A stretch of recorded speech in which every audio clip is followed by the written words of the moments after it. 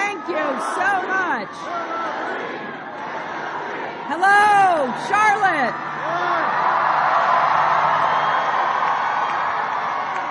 It is so great to be back in North Carolina with so many friends,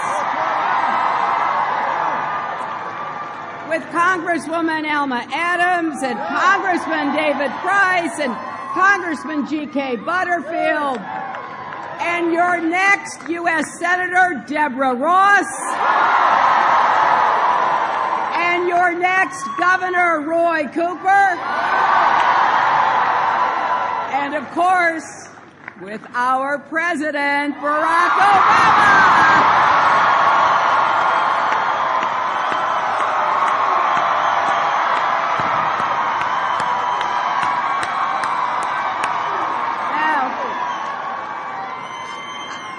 I feel very privileged because I've known the President in many roles, as a colleague in the Senate, as an opponent in a hard-fought primary, and the President I was so proud to serve as Secretary of State.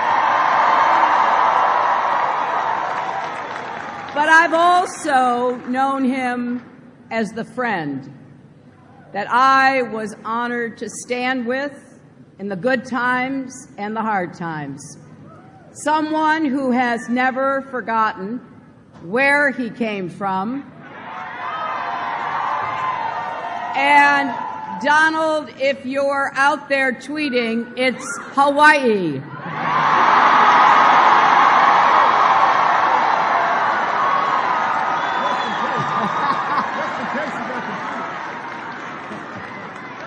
So over the years, we've had some memorable experiences together, like storming a secret meeting of foreign leaders at a global climate summit. That was fun. That was fun. You should have seen the Chinese guards try to stop us. Now, they put their arms out, and the President just went right through. Then they put their arms out, and I went right under. And the President, with that amazing smile of his, says, "Hey, we've been looking for you." Now, through it all, as we went from political rivals to partners to friends, my esteem for him just kept growing. And so did my admiration for his brilliant wife, Michelle.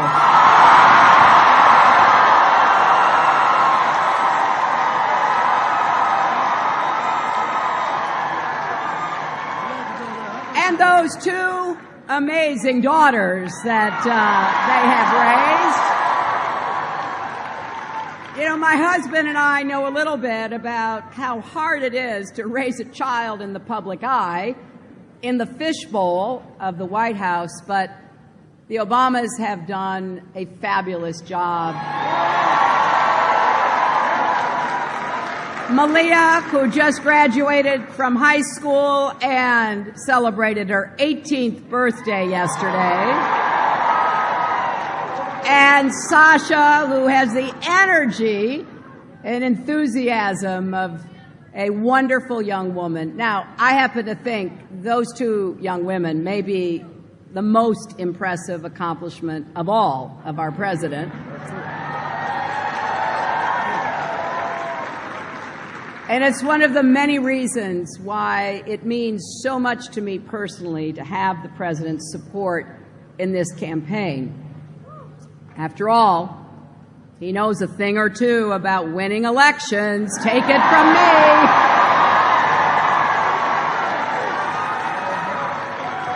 And he also knows that despite all the progress we've made under his leadership, and yes, we have,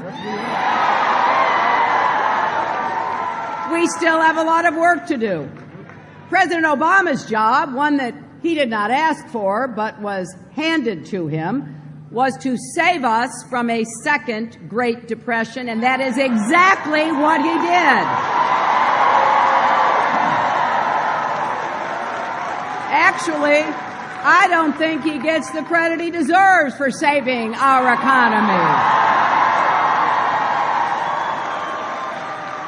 We've added 14 million private sector jobs. The auto industry just had its best year ever.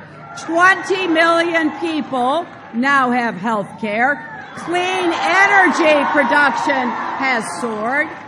I could go on, but you get the idea. That is what leadership looks like. So our next president has a different job to do, building on the progress that President Obama has made. We have to continue to take on deep structural challenges that existed long before the Great Recession. We see it here in North Carolina and across the country. Inequality is too high, wages are too low, and it's just too hard to get ahead. We need an economy that works for everyone, not just those at the top.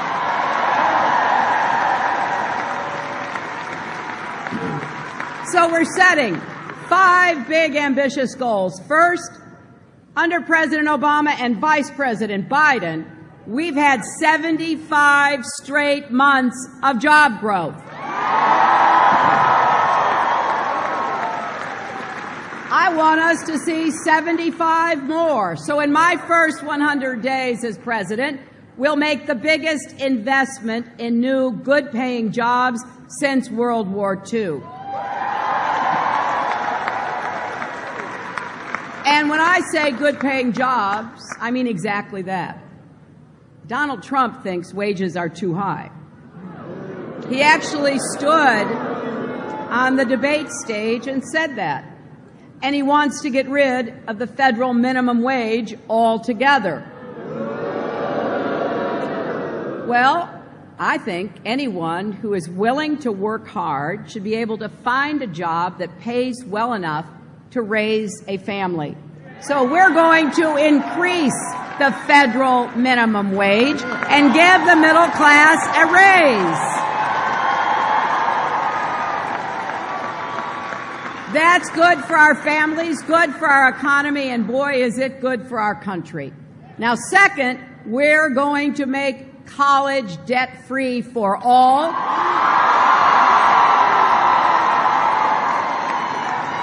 And we're going to build on the president's idea to make community college free.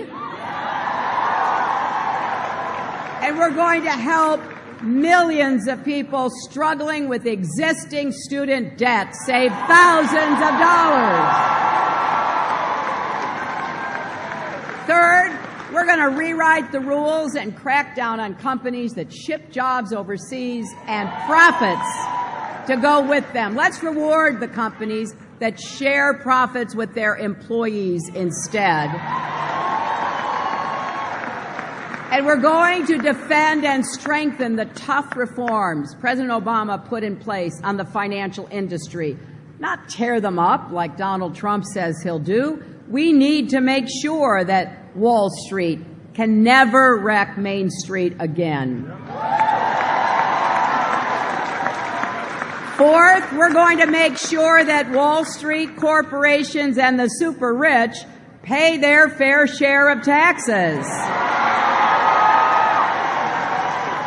It is just plain wrong that a millionaire can pay a lower tax rate than their secretaries, and we're going to stop it. And oh, by the way, we're going to keep asking to see Donald Trump's tax returns.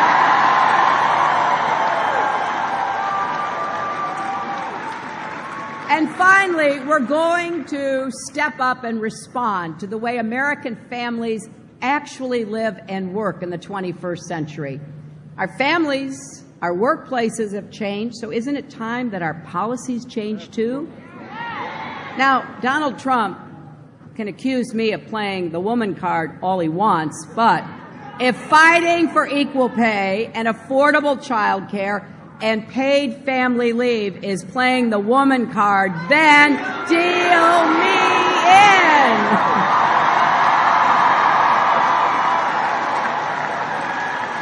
And you know, most of all,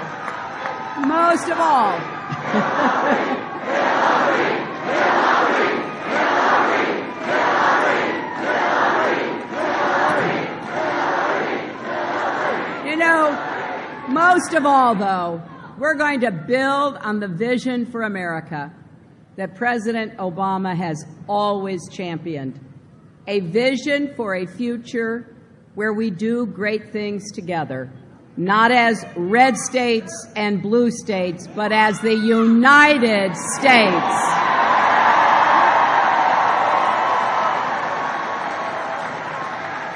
When I look at President Obama, I see a leader with heart, depth, and humility. Someone who, in spite of the obstruction he's faced, still reaches for common ground and common purpose. Now, some of you might remember that he and I competed against each other as hard as we could back in 2008, but when it was over, I was proud to endorse him and campaign for him.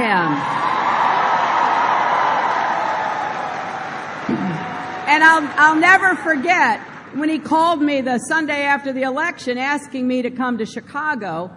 It turned out he wanted me to be Secretary of State, and I don't think anybody saw that coming, especially me. And as I traveled on behalf of our country, a lot of people would ask me how President Obama and I could work so well together after being such fierce competitors. In some places, you know, the person who loses an election gets exiled or executed, not asked to be Secretary of State. But President Obama asked me to serve, and I accepted. You know why? We both love our country.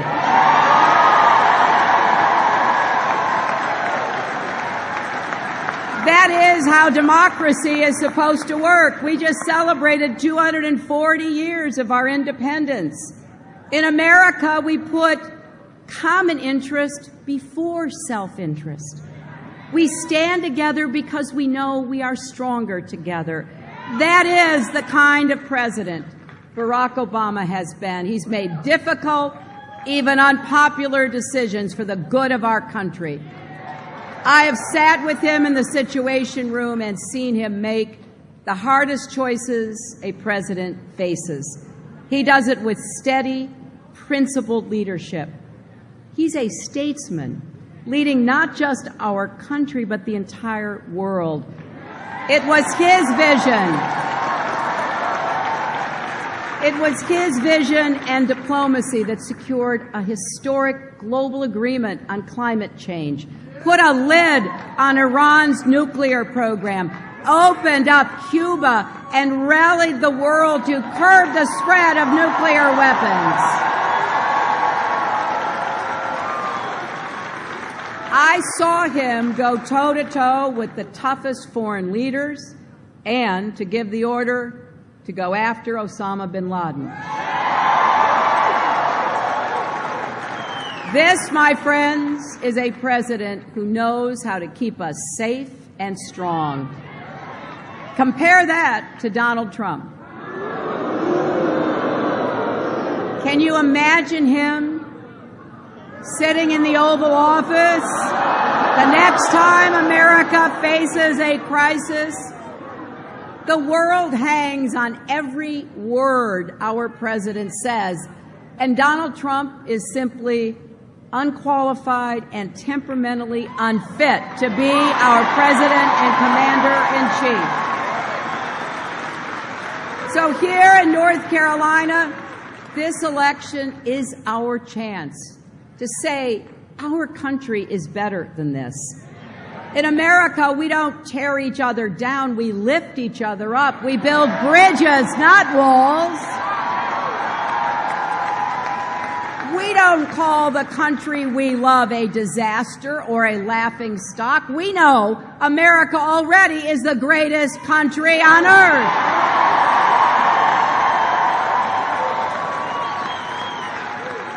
Just think about those early patriots who met in Philadelphia that hot summer of 1776. They knew we would all rise or fall together.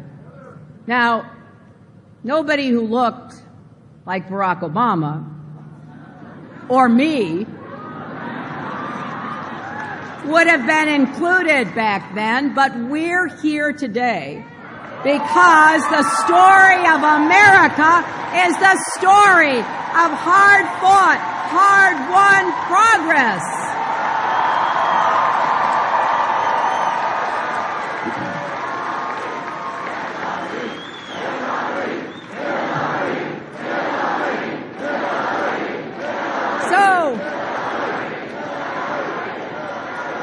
I want you to remember that for 240 years, our history has moved in that direction, slowly at times, but unmistakably. As the President has reminded us, the arc of the moral universe is long, but it bends toward justice. So if you believe, along with me and with the President, that our best days as a nation are still ahead of us, please join this campaign. Take out your phone right now. Take out your phone and text JOIN to 47246 or go to HillaryClinton.com. We are hiring organizers right here in North Carolina. We're going to fight for every vote in this state, and with your help, we're going to win it. So I don't know about you, but we are fired up and ready to go, ready to win this election. Please join me in welcoming the President of the United States, Barack Obama.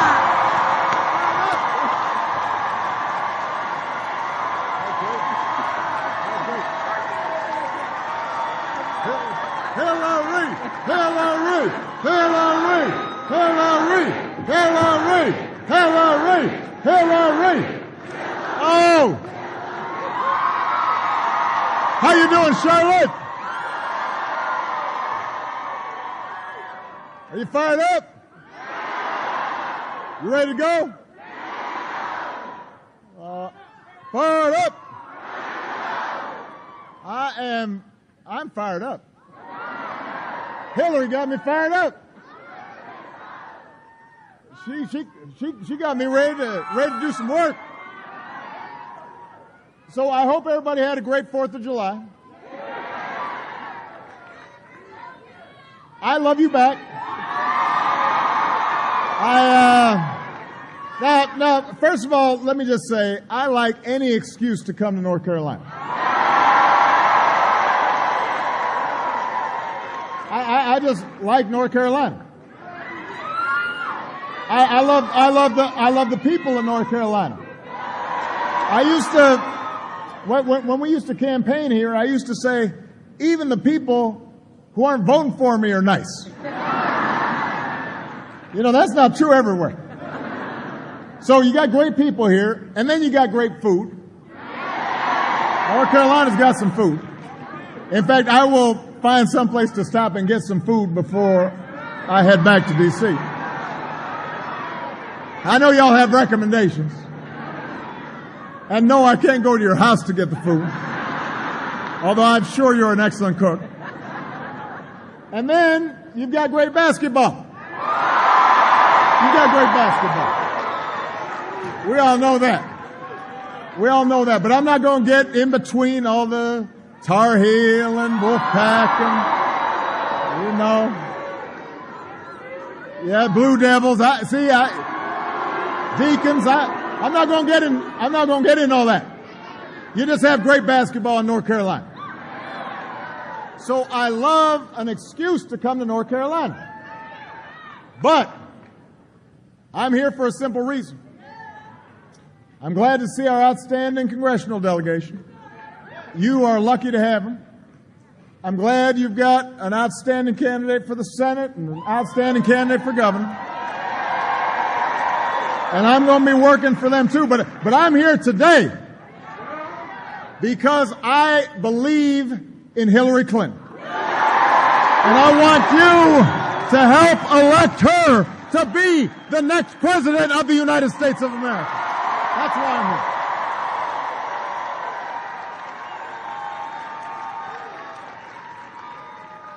Now this is not Hillary.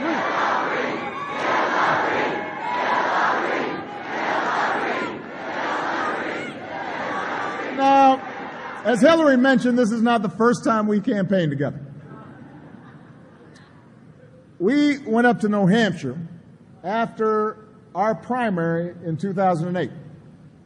We went to Unity, New Hampshire, just in case people missed the point. That was the name of the town, Unity, New Hampshire.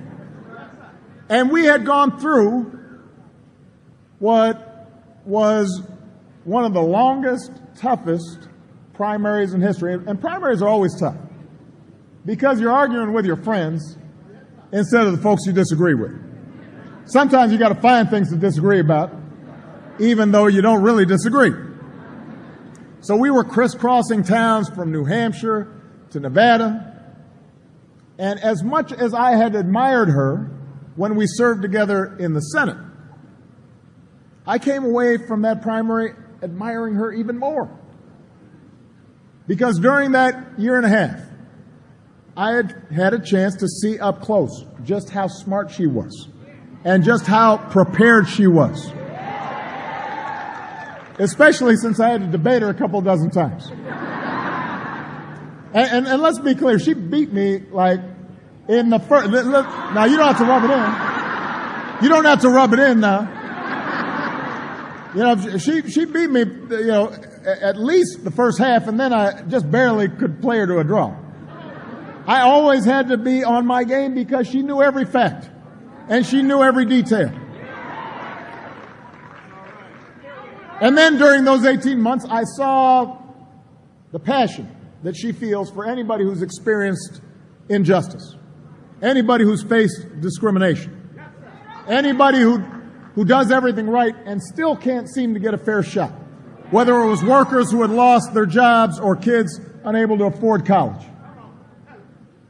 And you could tell it was personal to her because she had seen struggles in her own life. She had known challenges in her own life, and she could identify and empathize with people who were doing the right thing and wanted to make sure that they got a fair shake.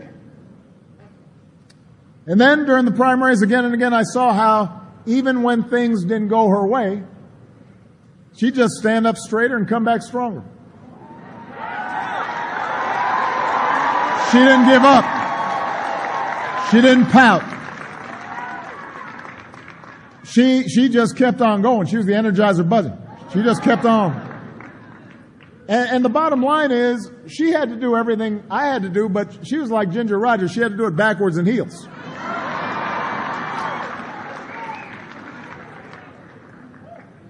And at the end of our contest, I saw the grace and the energy with which she threw herself into my campaign.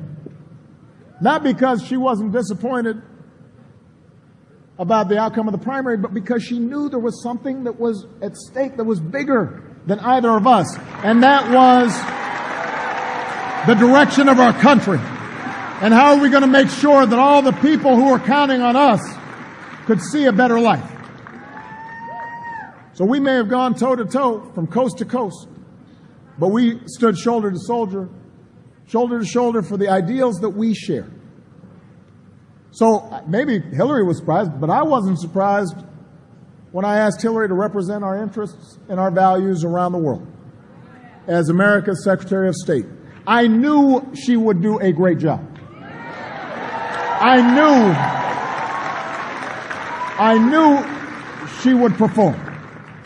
I knew the regard in which she was held in capitals all around the world.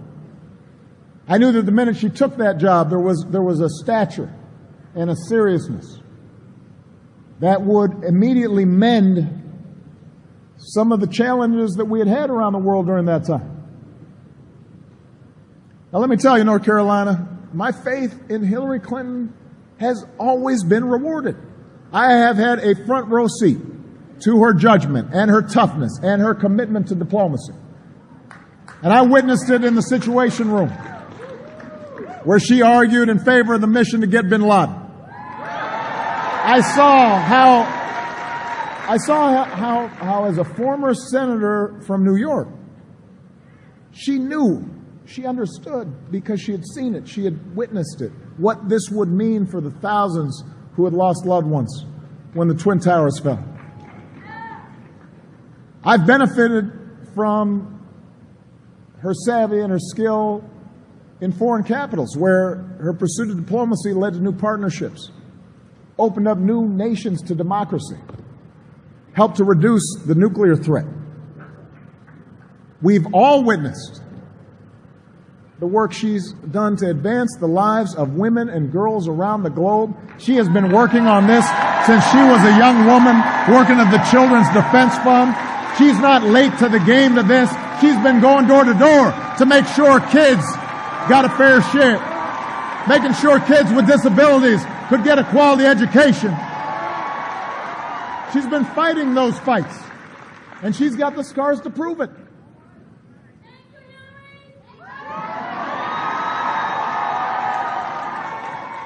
And you know, Hillary and I we shared a big hug the first time we saw each other after we finally realized one of the great causes of her career.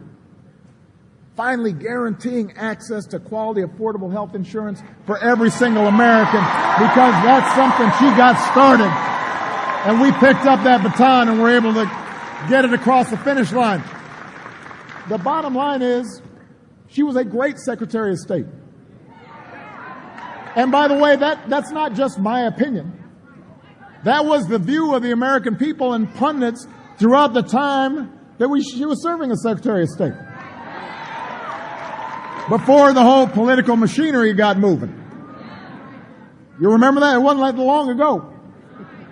It's funny how that happens. Everybody thought she was doing a great job. That's because she did do a good job.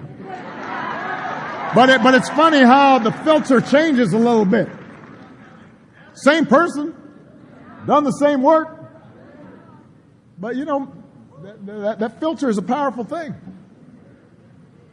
But you know, it wasn't just what happened in the limelight that made me grow more and more to admire and respect Hillary. It was how she acted when the cameras weren't on.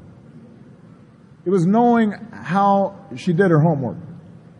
It was knowing how many miles she put in traveling to make sure that America was effectively represented in corners of the globe that people don't even know about. There wasn't any political points to be had, but she knew that it was important. I saw how she treated everybody with respect, even the folks who aren't quote unquote important. That's how you judge somebody. Is how do they treat somebody when the cameras are off and they can't do anything for you? Do you still treat them right? Do you still treat them with respect? Do you still listen to them? Are you still fighting for them?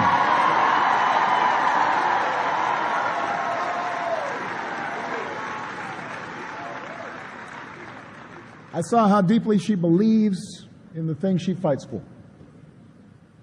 And I saw how you can count on her, and how she won't waver, and she won't back down, and she will not quit, no matter how difficult the challenge, and no matter how fierce the opposition. And if there's one thing I can tell you, Charlotte, is those things matter. Those things matter.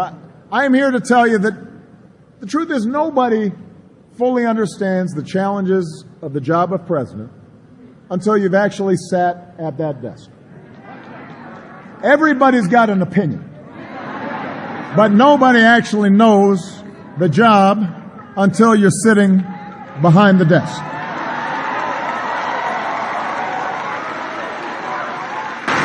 Everybody can tweet, but nobody actually knows what it takes to do the job until you sat behind the desk.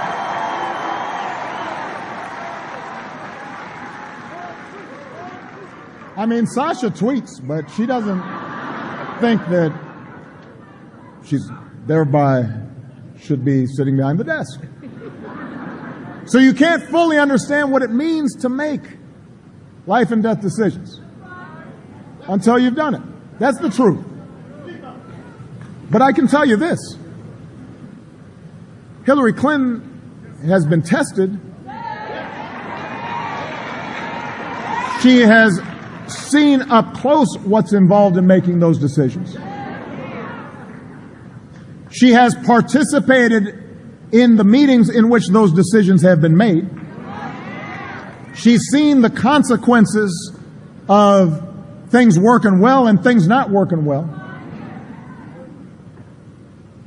And there has never been any man or woman more qualified for this office than Hillary Clinton. Ever. And that's the truth. That's the truth.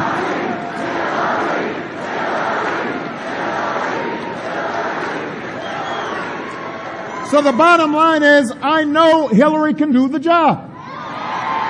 And that's why I am so proud, North Carolina, to endorse Hillary Clinton as the next president of the United States.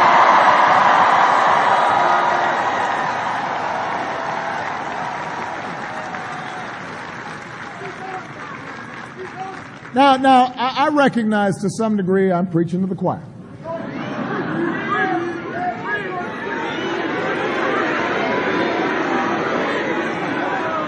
I know I probably don't need to tell anybody here why we need Hillary's steadiness and her level-headedness and her brilliance and her temperament right now. Right now. Because we've been through some tumultuous times in this new century. And we continue to face all kinds of challenges and change in the years ahead. And in this November, in this election, you are going to have a very clear choice to make between two fundamentally different visions of where America should go. And this isn't even really a choice between left and right or Democrat or Republican.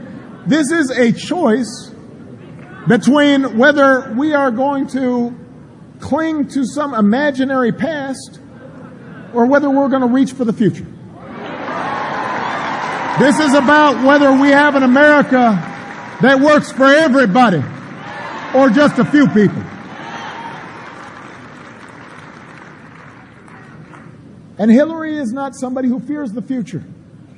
She believes that it is ours to shape the same way it's always been. Hillary understands that we make our own destiny as long as we're together. As long as we think of ourselves not as just a collection of individuals or a collection of interest groups or a collection of states, but as a United States of America. She knows that. She knows that when it comes to our economy. Because she knows our economy works best not when it only benefits a few at the top, but when everybody's got a fair shot at success. As Hillary mentioned, look, when I came in office, things were not in very good shape, you will recall. We were losing 800,000 jobs a month. Pursuing, by the way, the same proposals that the Republicans are still peddling. And over the past 6 years, our businesses have created more than 14 million new jobs. We cut the unemployment rate in half. Manufacturing jobs have grown for the first time since another President Clinton was in office.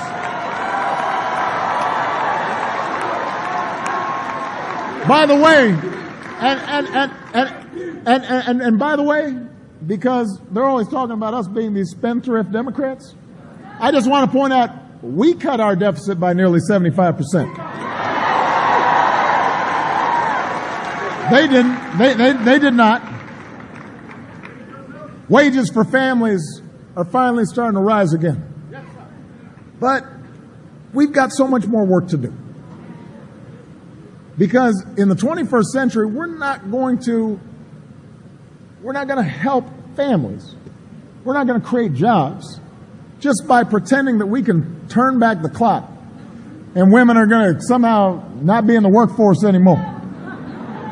And, people of color suddenly are not going to be competing and wanting a better future for their kids. We're not going to suddenly ignore all the progress that's been made over the last 30 years. We're not going to build walls around America or put technology back in the box.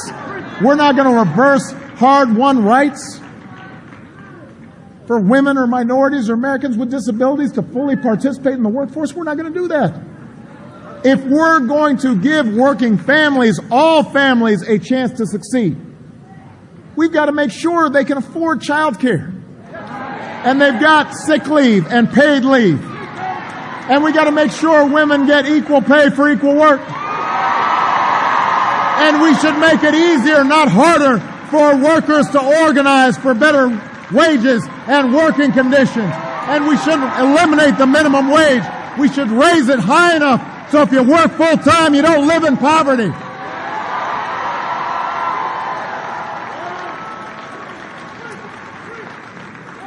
Each of these policies, the policies Hillary mentioned, would help working families feel more secure in today's economy. She's actually got a plan.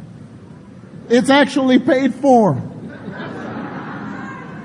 You can actually look at it.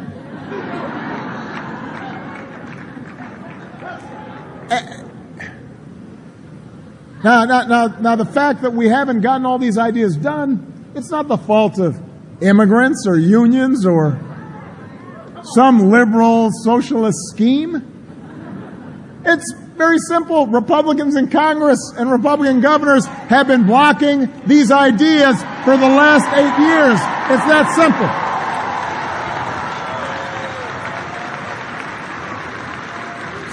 So, look, I just want to be clear. Not everybody votes on the economy. I understand. There are other issues. But if your concern is who's going to look out for working families, if you're voting your pocketbook, if you're asking who's actually going to stand up for the guy on the construction site or the guy in the factory or the woman who's cleaning a hotel room or somebody who's really working hard, the working family, if that's your concern, this isn't even a choice. Because the other side has nothing to offer you. The other side's got nothing to offer you.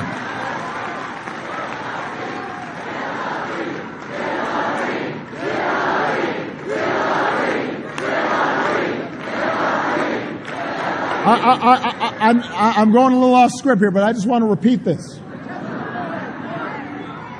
If your concern is working people, then this is not a choice. I don't care whether you're white, black, Hispanic, Native American, polka dot, male, female. I don't care. If what you care is who's going to be fighting for ordinary folks who are fighting for a better life for themselves and their children, then I don't know how you vote for the guy who's against the minimum wage, against unions, against making sure that everybody gets a fair shot, against legislation for equal pay, against sick leave and family leave, against all the things that working families care about. So if you're voting for the other team, it's not because of the economy. It's not because of the economy. You gotta be clear about that.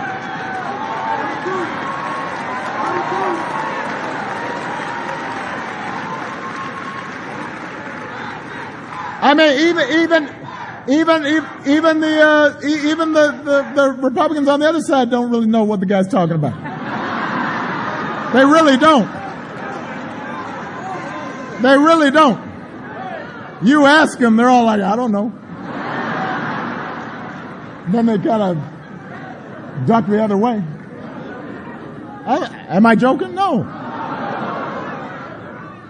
So you can choose a path that divides us with harsh rhetoric and pits working people against each other, all the while pushing policies that will just help folks at the top do even better. But that's not helping working families.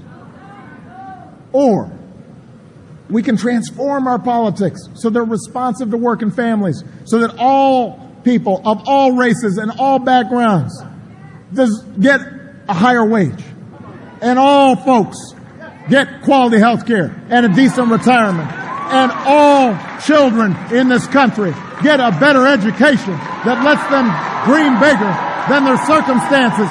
That's what Hillary Clinton believes, and that's why I'm supporting her for President of the United States. And that's why you should too.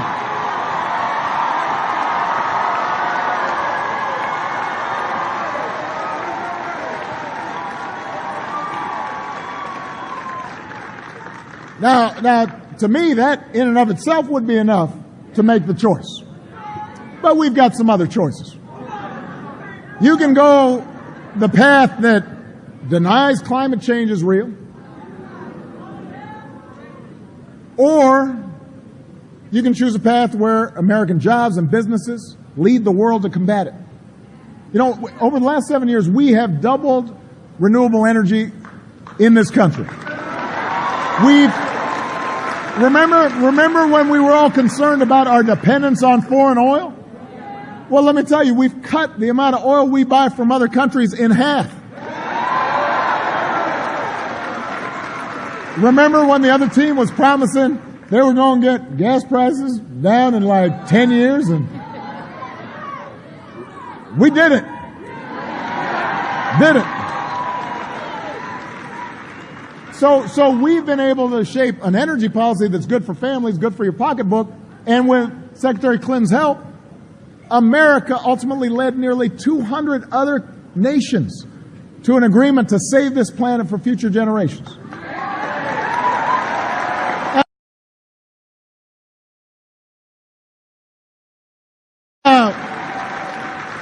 Maybe you don't care about this. Maybe you think 99% of scientists are wrong. Or you can, you're welcome. But the point is, we're not done with this. So where we go from here is up to you. You can vote with the climate deniers who want to tear up the agreements we've crafted and doom our kids to a more dangerous world, or you can vote to keep putting people back to work, building a cleaner energy future for all of us. That's part of what's at stake in this election. That's one of the reasons I'm supporting Hillary Clinton for president. You know, Hillary mentioned how we operate on the world stage. Now, let me just say, I know the other guys talks about making America great again. America's really great.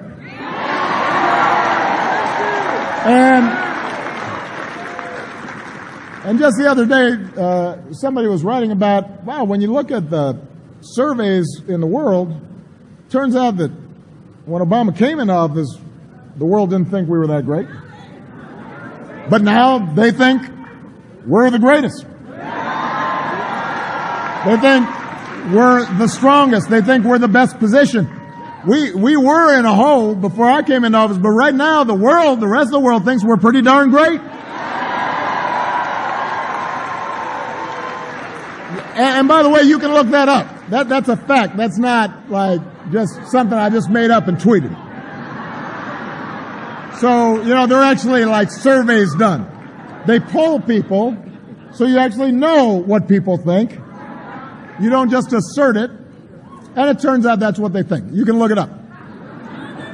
Part of the reason for that is because we had an outstanding Secretary of State.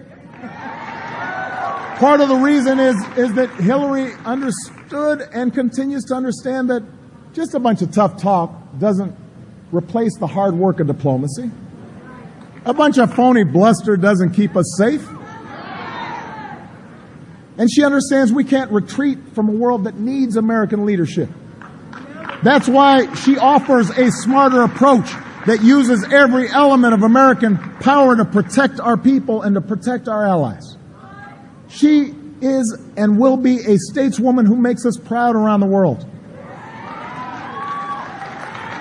She'll deploy diplomacy whenever possible, but she also knows what what it takes to be a commander-in-chief, and I know she will never hesitate to use force when it is necessary to protect us. And she'll know how to mobilize the world around the causes that we believe in, that we know are right, and make sure other countries pull their own weight. That's strength. That's leadership. And that's why Hillary Clinton has to be the next president of the United States of America.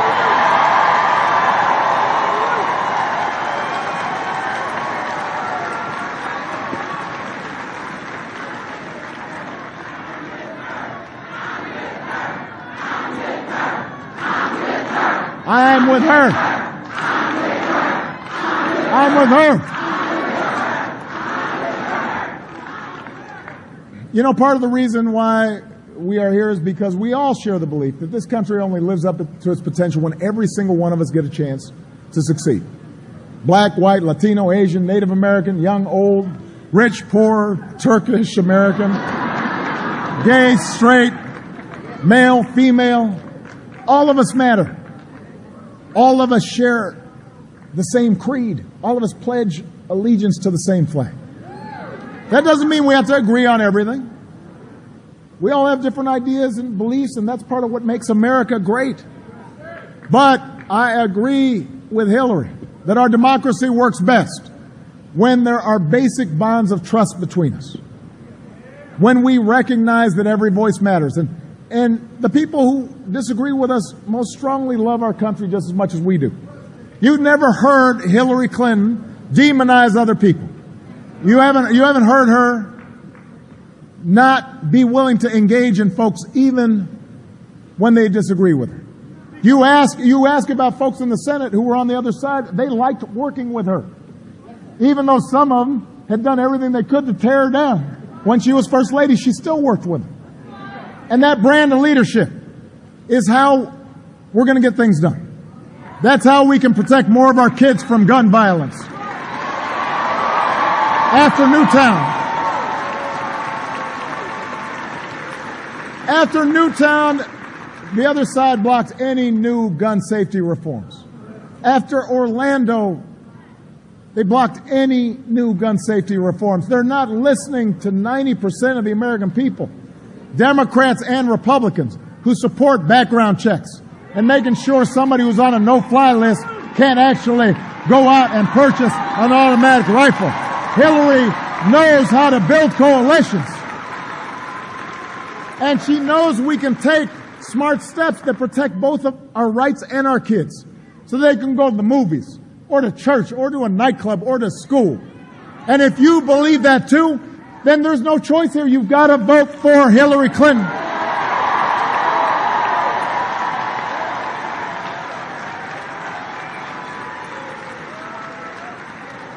Her brand of leadership can fix a broken immigration system so that it lives up to our tradition as a nation of laws and a nation of immigrants. You know, unless you're a Native American, somebody brought you here. Somebody came here. You came from someplace else now. So I just want to be clear about that. And not everybody had their papers straight when they came. I'm just saying. And you know, there are millions of striving young people whose lives hang in the balance. And they want to give something back to this country that they love. They want to serve in our military. They want to go to college. They want to be doctors. They want to cure diseases. And for years, the Republicans who run this Congress, they talk a good game about immigration reform, and then they don't do anything. And now they've picked a nominee whose only plan is to build a higher wall. That's not a plan.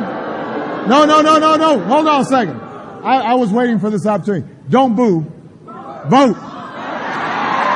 Don't boo. Vote. Booing doesn't help. You need to vote.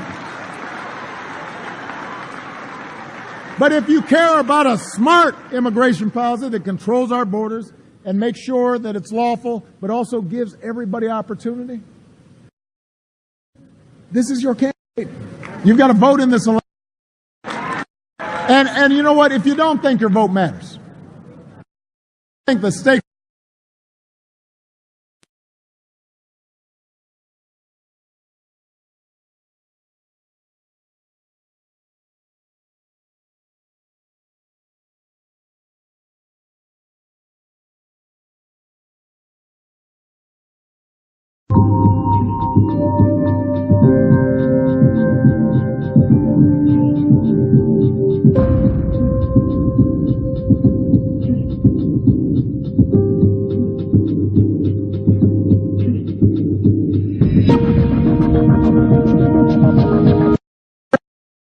President choose his own. Don't boo. Gotta vote. He wants to joke. He does. That's not a good thing. That's not plan. The Supreme Court is no joke. The people who sit on that. Our responsibilities and duties to each other as citizens affect of our daily lives. This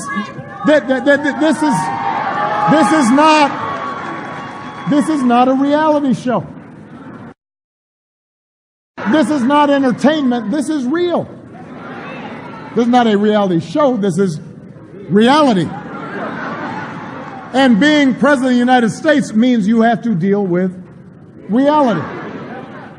When a crisis hits, you walk off the set. Scriptwriter. You can't be reckless. You don't have the luxury of just saying whatever pops into your head. You've actually got to know what you're talking about. You've got to actually do your homework. You can't just kick out reporters. You can't go to another country and if they ask you a question you don't like, just kick them out. Because you're in another country. You've got to apply steady judgment, even when things don't go your way. You got to make the tough calls, even when they're not popular. And even when they won't pay off right away or increase your poll numbers. You got to be able to handle criticism without taking it personally. You just got to brush it off and get the job done.